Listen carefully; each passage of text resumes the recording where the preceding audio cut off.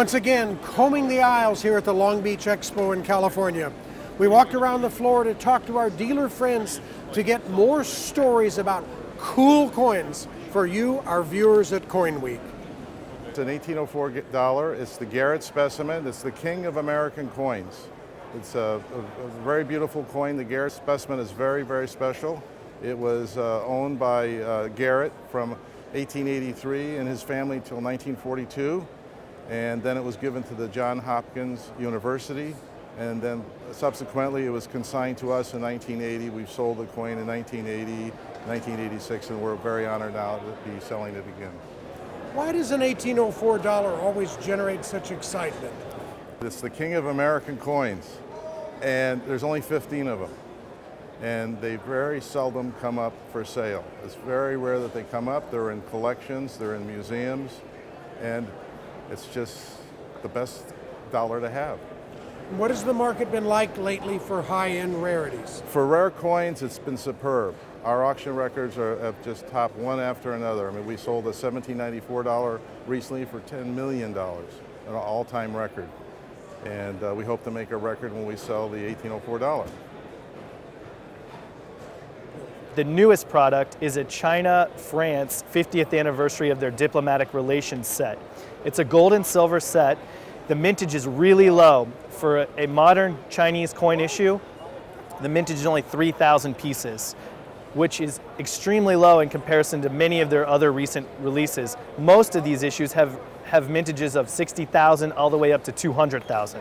So for a set to only have a mintage of 3,000, it's very low and it's generated a lot of excitement. Where will most of these coins be sold? What part of the world? Actually, to be honest with you, I've found that a lot of Americans are really liking this set. It's because the design is really beautiful.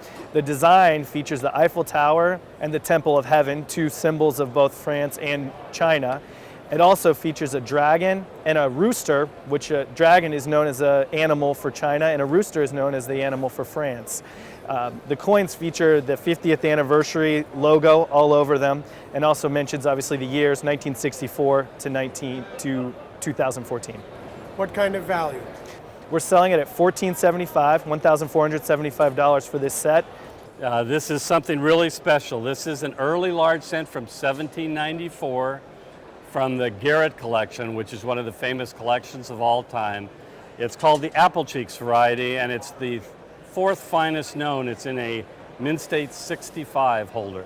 And considering that George Washington was president when this coin was struck, it's a pretty special piece.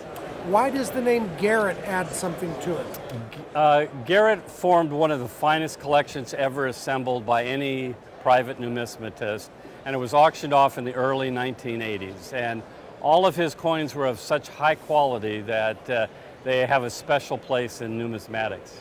What kind of value? This one is $185,000, so it's quite a bit for a penny, but it's a great, great coin. One in particular is this black holder NGC coin. Some people actually call it a black label NGC. It's really not. If you notice, it's a white label NGC, but the whole holder is black. They released these in the early days of NGC, and I believe it was only for one show and a little bit of time in the office. And a lot of people, particularly the dealers, didn't like them because they couldn't. They didn't like how the coin looked in a black background. And now everyone loves this holder. They sell for a lot of money. A coin that maybe the coin's only worth $100, and in this holder it'll sell for $1,000, $2,000 or more. I'm expecting a lot of bidding activity on this holder. And how many people collect holders? It's a lot more than you'd expect. Because in the industry, with NGC and PCGS are two leading grading services, and people have coin collections worth millions of dollars, they like to see the history of the company that's grading the coin. And so, I mean, I expect there to be 30, 40, 50, 60 unique bidders on this coin. These very rarely become available. Maybe one a year, maybe one every 2 years appear on the market, and they very rarely see them. And what kind of value?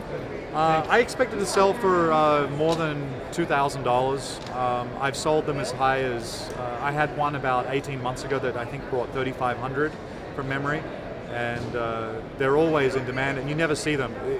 I've never seen more than one at a time, and it's so few and far between. And what would the coin itself be worth? 81S and 64 is common date. It's a $80 coin, $80 or $90. We have a French coin that's from Monet de Paris. It's an Andy Warhol 22-gram silver coin. What's really unique about this coin, Dave, is that it actually has one of his famous drawings on it, which is the dollar sign. Of course, you know that Andy Warhol is famous for not liking commercialization necessarily, but it's kind of a funny dichotomy. And this coin, as you can see here, has the dollar sign on it, and then the reverse has a hologram on it with his picture. And what kind of mintage? The mintage on this, Dave, is 10,000. Are there any other coins that have been carry his theme that you know of? There's two other issues, in fact. There's a 5-ounce gold, which has the same design on it without the color. And then there's also a 1 kilo gold, which, as you can imagine, is very big with the same design. And what kind of price point on this? On the 22-gram silver, it's $85.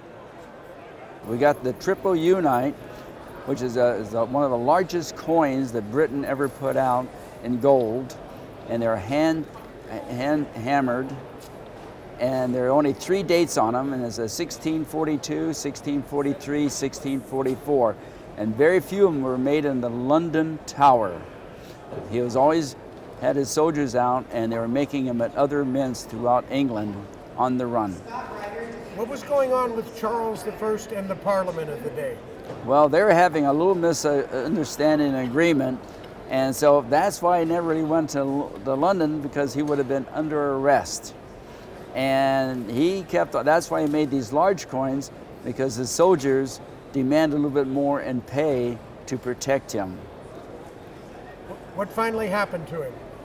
Unfortunately, he went over his head and lost his head in 1649, and basically there today at that window on the second floor, there's still a black curtain over that window.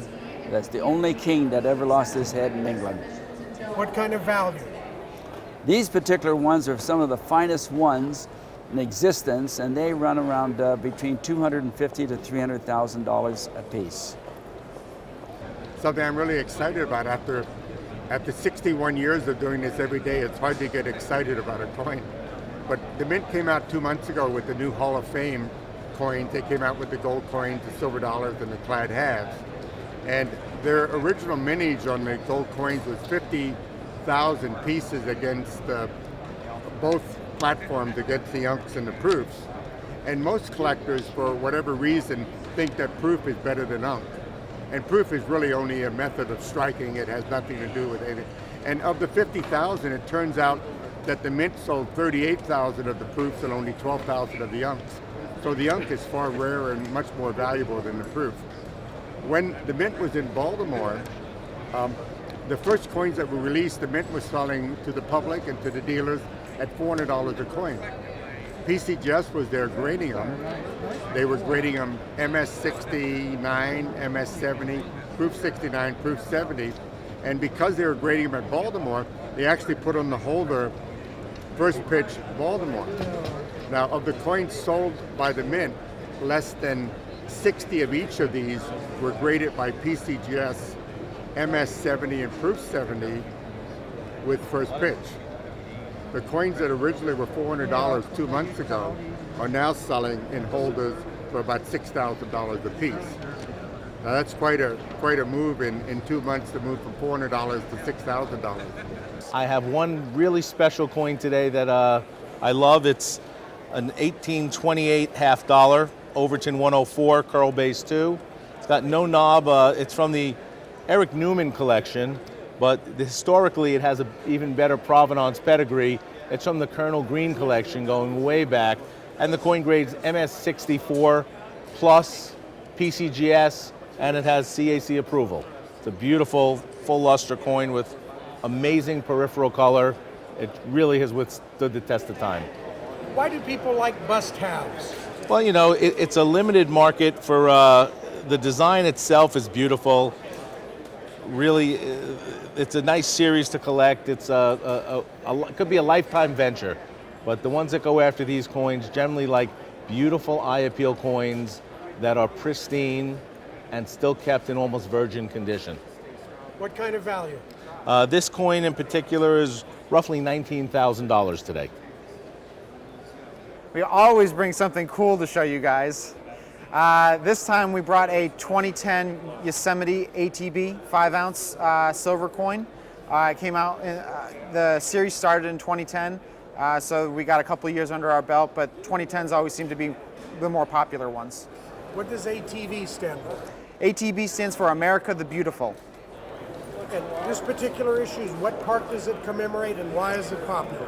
This particular park commemorates the Yosemite National Park, which was the third release in 2010. It's probably popular just because it's a very interesting tourist attraction. Everybody enjoys going to California and seeing the Yosemite National Park. And what's been the interest level in collecting the big coins now? The interesting thing about the big coins is that people don't realize just how big they are until they actually get them in hand. As soon as they get them in hand, they read on our website all the time, I can't believe how big this coin is, because I think that they were thinking, you see the small quarters and change, and you're not expecting it to be that large. So I think that really excites a lot of the collectors. What kind of value? It varies. They usually can be found anywhere between $200 and $400.